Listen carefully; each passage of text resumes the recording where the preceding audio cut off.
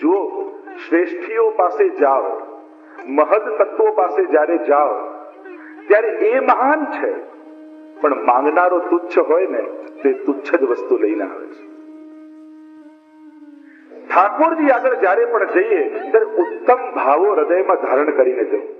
હવે મહાપ્રભુજી અને ઠાકોરજી કલ્પવૃક્ષ સમાન છે, અને કલ્પવૃક્ષ પાસે માંગવાનું ન હોય ત્યાં જઈને જે વિચારો ને એ પૂરું થઈ જાય. એટલા માટે પ્રભુ પાસે ક્યારે પણ મનમાં હીન ભાવ લઈને ન જાય. સાધનોની ઉત્તમતા ભલે ન હોય, પણ એ સાધનોમાં ઉત્તમ ભાવ રાખીને તમે એ સાધનોને ઉત્તમ બનાવી શકો છો. જો દરેક પાસે એવું સામર્થ્ય ન હોય કે સોનાની જ બંસી લઈ શકે કે ચાંદીની ઝારીજી ભરી શકે, પણ ઝારીજીમાં યમુનાજીનો ભાવ રાખી એ તાંબાની ઝારીજીને પણ સોનાની કરી શકે છે. કારણ કે એનો તાંબાની ઝારીજીમાં એને પાત્રતાનો ભાવ નથી, યમુનાજીનો ભાવ છે. અને એટલા માટે સાધનોની ઉત્તમતાનો વિચાર કરતા જો ભાવની ઉત્તમતા રાખશો તો હીન સાધનો દ્વારા પણ ઉત્તમ ફળની પ્રાપ્તિ કરી. तो शरणागति जब लेत है करत त्रिविध दुख दूर और शोक मोते काढ़ी के और देत आनंद भरपूर. શું કરશે મહાપ્રભુજી? શરણાગત થશો તો શું થશે કે શોક મોતે કાઢી કે, સૌથી પહેલા શોક જશે. કારણ કે દૈવી જીવોને કયો શોક છે? શોકના બે અર્થ થાય, એક તો સૂતકે થાય. પેલો ગોકુલનાથજીના પ્રસંગોમાં આવે છે ને કે પૂછ્યું રાવણ કે આ રાવણ મરી ગયો તો એની સૂતક કોઈએ પાડ્યું? કારણ કે નજીકના સગા હોય એ જ સૂતક લાગે. તો કેવું પાડ્યું નહીં, આજે પાડી રહ્યા છે. બ્રહ્મ સંબંધ લઈ જે સેવા સત્સંગ માળા પાઠ જે નથી કરતા એ બધા રાવણના સૂતકી જ છે. કારણ કે સૂતકમાં આ બધું ના થાય ને, માળા ન થાય, પાઠ ન થાય, સેવા ન થાય, તો આ બધા હજી પાડી રહ્યા છે. શોક દૂર ક્યારે થાય? કારણ કે દૈવી જીવને શોક પણ કયો હોય? ચિંતા સંતાન હંતારો યત પાદાંબુજ રેણવ સ્વીયા નામ તાન નિજાચાર્યાન પ્રણમામિ મૂર્ખ. શોક અને મોહ, ગુરુનું શરણ જ્યારે મળે ને ત્યારે આ બે વસ્તુ જીવનમાંથી જતી રહે અને દેત આનંદ ભરપૂર. જો વલ્લભના શરણમાં આવી આપણે બધા કેવા આનંદમાં છીએ. કોઈને કોઈ શોક છે, કોઈને કોઈ મોહ છે, ઘર બાર બધું ત્યાં છે, પણ આજે કાંઈ યાદ નથી આવતું. એવો વલ્લભનો રંગ બધાને લાગેલો છે કે બધા વલ્લભીય થઈ ગયા. જો ઠાકોરજી માટે ભક્તાભિલાષા ચરિતાનુસારી દુગ્ધાદિ ચૌરેણ યશો વિસાર. કોઈ ચોરી કરે તો એનો યશ વધે, તો દુગ્ધાદિ ચૌરેણ યશો વિસાર, કે દુગ્ધ આદિ ચોરી કરીને ભગવાન યશનો વિસ્તાર કરી રહ્યા છે. તો વિચાર કરો કે ચોરી કરે તો યશ વધે કે અપકીર્તિ વધે? તો આપણે તો રોજ ગાઈએ છીએ. કારણ ભક્તના ચિત્તની વૃત્તિ કરવા પ્રભુ પધાર્યા છે, એટલે ભગવાનનો યશ ફેલાયો કે આ પુષ્ટિ પુરુષોત્તમ એવો ગોકુળમાં આવ્યો છે કે એ મંદિરે આવવાની રાહ નથી જોતો, પણ એ ભક્તના ઘરે જઈ અને ભક્તોના ચિત્તની વૃત્તિ કરી રહ્યો છે.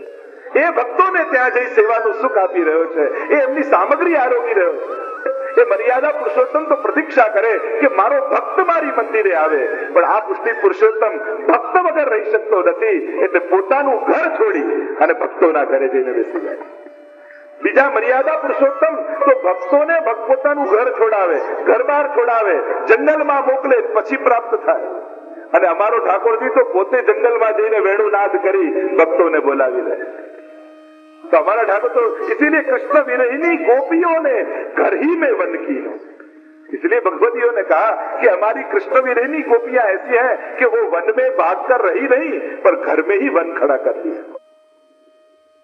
तो यश ही फैल्यो जगत में. कयो यश महाप्रभु जी नो फैलायो कि अधम उदाहरण आए, કે અમે બધા અધમ જીવો, પતિત જીવો, નિસાધન જનો, અમારા ઉદ્ધારનો કોઈ માર્ગ નહોતો, પણ હવે કોઈ એવું તત્વ ભૂતલ પર આવ્યું છે કે અમારા જેવા અધમનો ઉદ્ધાર કરનારું છે. આપણે ત્યાં ચમારનો પ્રસંગ આવે છે ને ચૌડાની વાર્તામાં, અને ચામડાનું કામ કરતો ને ગુસાઈજીને જોયા, પૂર્ણ પુરુષોત્તમના દર્શન થયા, શરણે ગયો. ગુસાઈજી કહ્યું શરણે તો લીધો, પણ એક વચન આપ, આજ પછી ક્યારે જીવ હિંસા નહીં કરે. વચન આપ્યું અને બ્રાહ્મણની જેમ રહેવા લાગ્યો ઘરમાં. અને બ્રાહ્મણોને ગામમાં વિરોધ થયો કે આ છે શુદ્ર, બ્રાહ્મણની જેમ રહે, સંભવ જ કેમ છે? દૂધમાંથી છાછ થાય, પણ છાછનું પાછું દૂધ ન થઈ શકે. ફરિયાદ કરી રાજાને. રાજાએ બોલાવ્યા ચૌડાને. ત્યાં બ્રાહ્મણો શું કહે છે? બ્રાહ્મણો કહે છે કે દૂધમાંથી છાશ થાય, પણ છાશનું દૂધ ન થાય. કહ્યું કે જો ગુસાઈજી કૃપા કરે ને તો છાશનું દૂધ થઈ શકે. લાવો પરીક્ષા કરીએ. હાથમાં લોટો લીધો, છાશ લઈ અને મહાપ્રભુ ગુસાઈજીનું સ્મરણ કર્યું અને આપ્યો રાજાને. લો પીને બતાવો. અને જ્યાં પીધું ત્યાં અમૃત જેવું મીઠું દૂધનો સ્વાદ આવ્યો અને સાબિત કરીને બતાવ્યું કે જેને શ્રી વિઠ્ઠલનાથ વિચારે રે તેને પ્રગટ પદાર્થ ચારે રે. ગુસાઈજી જેના પર કૃપા કરે એના પર કાંઈ અસંભવ નથી. તો અધમ ઉદાહરણ આય, અધમ જીવોનો શ્રી વલ્લભ પતિત ઉદાહરણ જાનો. કૃષ્ણદાસ અધિકારીને જયારે શરણે લીધા ત્યારે મુખમાંથી પહેલું પદ નીકળ્યું કે શ્રી મહાપ્રભુજી કેવા છે, પતિત ઉદાહરણ જાનો. પતિતોના ઉદ્ધાર કરવા માટે જો ભૂતલ પર કોઈ તત્વ આવ્યું હોય શ્રી વલ્લભ છે.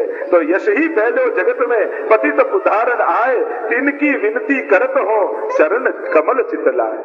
એમને હું વિનંતી કરું છું કે સદાય મારું ચિત્ત એમના ચરણ કમલમાં લાગેલું રહે. મારું ચિત્ત ભ્રમર બની મહાપ્રભુજીના એ ચરણારવિંદ કમલમાં સદાય ગુંજારો કરતું રહે. અને મહાપ્રભુજી તો સદાય તાદૃશ વેષ્ટિત, પોતાના નિજજનોથી જ વેષ્ટિત છે. સદાય નિજજનોની સાથે રહેનારા છે. આપણામાંથી કોઈ એમ કહે કે હું તો બહુ જ ખરાબ. કેમ? કારણ કે આપણામાં ખરાબી છે અને છે એટલા માટે કહેવાની તાકાત નથી આવતી. માણસ પુણ્યને સ્વીકારી શકે, સત્કર્મોને ગાઈ શકે. એટલે જ આપણે ત્યાં કહેવાય ને કે ભગવાન આગળ જે કહી દો એ સમાપ્ત થઈ જાય.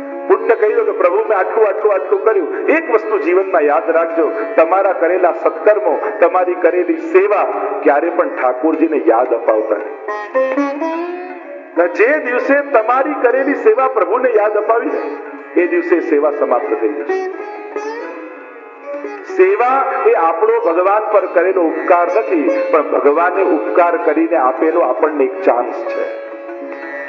પ્રભુની કૃપાથી મળેલી એક તક, એનું નામ સેવા છે. અને એટલા માટે ક્યારે પણ પોતાના સત્કર્મો, પોતાના પુણ્યો, પોતાની કરેલી સેવા ઠાકોરજીને યાદ નહીં અપાવી કે મેં આટલી આટલી સેવા કરી તોય તમે આમ કર્યું. ઠાકોરજી કે મેં તને કહ્યું તું કરવાનું. ક્યારે પણ પ્રભુને, અને લોકો પણ એવું કરે ને જે બહુ સેવા કરતા હોય ને બીમાર પડે ને, તમે તો આટલી સેવા કરો તોય તમારી જોડે આમ થાય, અને એમ કરીને એવો ભાવ ઉડાડી દે. પણ એમ ન કે આટલી વિપત્તિ આવી તો એનો ભાવ ભગવાનમાં ડગ્યો નથી, એનું ભગવત નામ છૂટ્યું નથી. પ્રેરણા તો એ લેવાની કે સેવા કરીને વિપત્તિ આવી એ નહીં લેવાની. પ્રેરણા એ લેવી જોઈએ કે આટલી વિપત્તિ આવી છતાં એને સેવા છોડી નથી. આ મારો આદર્શ છે, આ મારી સમજણ કહેવાય કે સંકટમાં પણ જે શ્રીજીને ન છોડે, ન વિસ્મરે, એ જ સેવે સાચો વૈષ્ણવ. અને એટલા માટે હરિરાયજી કહે પતિતન મેં વિખ્યાત હો મહાપતિત મમ નામ. હું તો પતિતોમાં વિખ્યાત મહાપતિત છું. અને અબ યાચક હો જાચ હો શરણાગતિ સબયામ. અને હવે હું યાચવા આવ્યો છું આપની પાસે, અને મારે કાંઈ પણ લૌકિક જોઈતું નથી. મારે તો કેવલ ને કેવલ આપની સેવા જોઈએ છે. અને શરણાગતિ સબયામ, આપના શરણમાં આઠો યામ હું સદાય આપની શરણાગત રહું.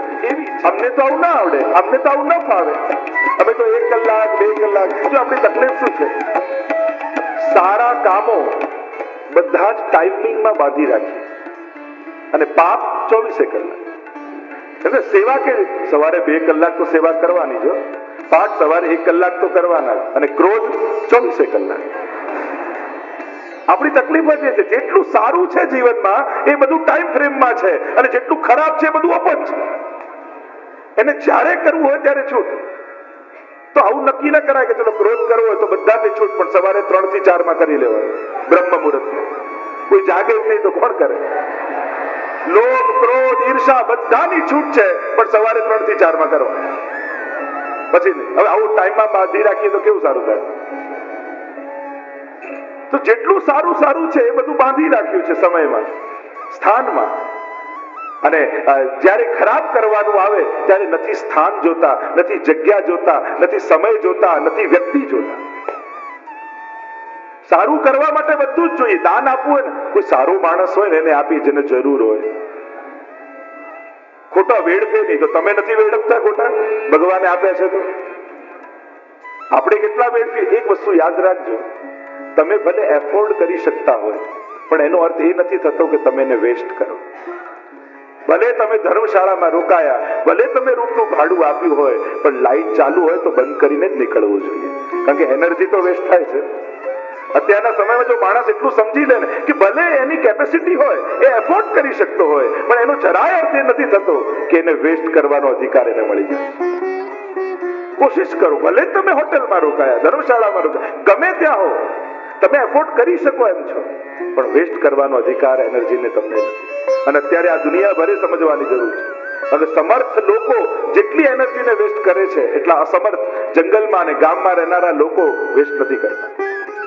એટલે લોકો જે આખી દુનિયા જે પછાત દેશો છે એને સમજાવવાની કોશિશ કરે છે, ખરેખર જે ડેવલપ કન્ટ્રી છે એને શીખવાની જરૂર છે.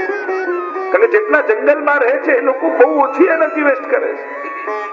વિષયાંતર થઈ જશે, પણ સીધો વિષય પર આવું તો અહીંયા હરિરાય મહાપ્રભુજી સુંદર વાત કરતા કહે છે કે શ્રી વલ્લભ વિઠ્ઠલનાથજી સુમરો એક ઘડી. અચ્છા, તો તમે કાયમ નથી જપી શકતા ને? ચલો, હું તો એ ખાતરીથી હરિરાયજી કહે છે કે તમને કહું છું, એક ઘડી યાદ કરી. અરે એક ઘડી આધી મેં પુની યાદ,